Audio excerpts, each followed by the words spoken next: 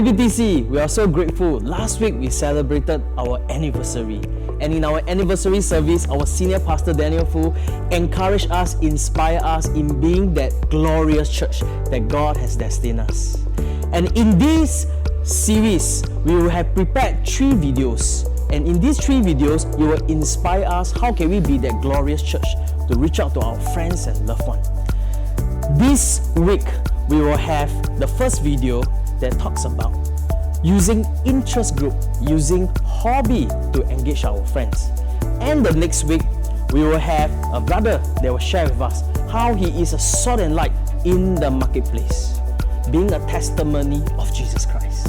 And the final week, we have 2 sisters that will share with us how do they practically love the people around them and the community, being a good testimony for Jesus.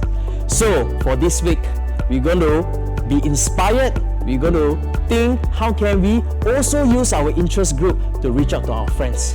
So get ready, sit back and be inspired by this video. Sports has been a very big part of my life for many years now. The badminton interest group actually formed shortly after I met Ken, who's my fiancé.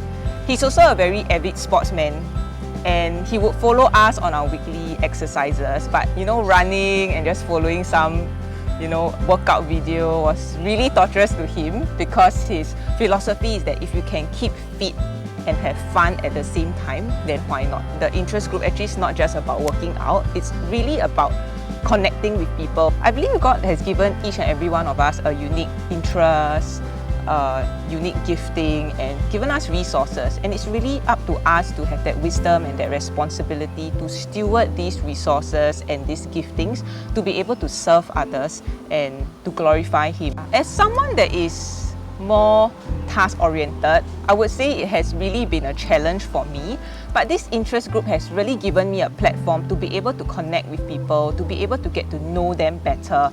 And through these friendships that have been forged, I actually find it very easy to speak into their lives. It's very often that I have spiritual conversations with my friends, and it's so comfortable, that I can just openly talk about my faith and about church. And in fact, even they themselves pour out, whatever that's on their heart to me, and vice versa. And this gives us a safe space. They know that, I can come to Abby if I have questions about her faith, if I want to ask more about Christianity. I think a lot of people struggle with this, right? They feel very awkward, like, how do I invite my friend to church? Or how do I talk about, Jesus to my friends? But actually, when you have that friendship, when you have that space for honest conversations, because you guys are close, it's actually not even difficult or awkward.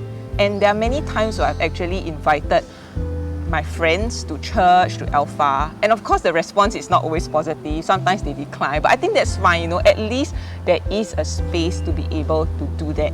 And that's how I've been, trying to reach out to different people, to my friends, to my ex-colleagues. Yes, with this whole COVID thing, it's really been wow, it's really been a ride. So just this week, right, our badminton court bookings have been suspended because of the increasing numbers, and it has been this way, for the past 1.5 years or so. So yeah, we're always thinking of new ways, but I think it can be quite difficult when you have to gather. So one of the ways personally that I do it would be to catch up with people, over WhatsApp, ask them how are they, and just make it very intentional. Maybe every 2 weeks I'll just text this person to check up on them, make sure they're okay.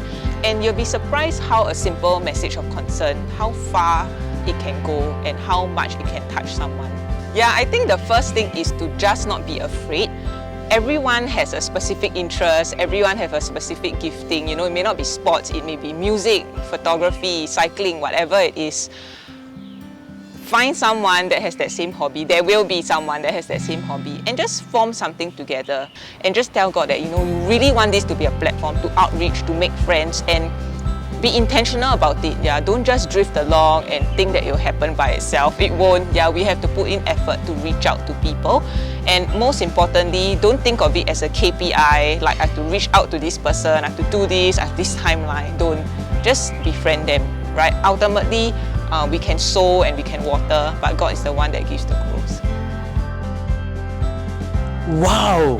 I hope you are inspired by the ways that the Lord can use you using interest group, using hobby, using the gifting that the Lord has given you to be a blessing, to reach out to many of your friends and loved ones that have yet to know the Lord Jesus Christ.